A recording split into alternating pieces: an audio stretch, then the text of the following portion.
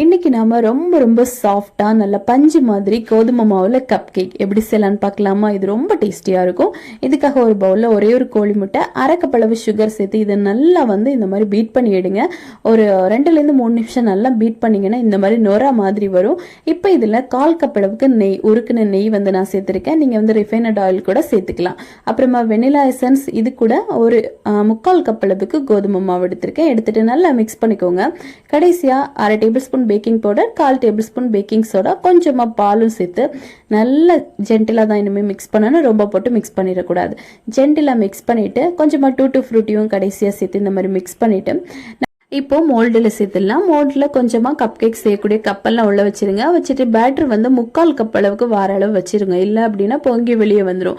இப்போ நம்ம ஓவனில் தான் பேக் பண்ண போகிறோம். 180 டிகிரியில் ஒரு 10 மினிட்ஸ் ப்ரீ ஹீட் பண்ணிவிட்டு 35 நிமிஷம் பேக் பண்ணிவிடுங்க. இதுவே கடாயில் அப்படின்னாலும் 10 மினிட்ஸ் லோ ஃப்ளேமில் வச்சு பேக் பண்ணிவிட்டு அதுக்கப்புறமா ஒரு 35 நிமிஷம் லோ ஃப்ளேமில் வச்சு வேக வைங்க. ரொம்ப சூப்பராக நல்லா பர்ஃபெக்டாக வரும். பஞ்சு மாதிரி இருக்கும். இது கோதுமை மாவில் பண்ணுறோம் அப்படின்னனால ரொம்ப ஹெல்த்தியான ஒரு ரெசிபியும் கூட.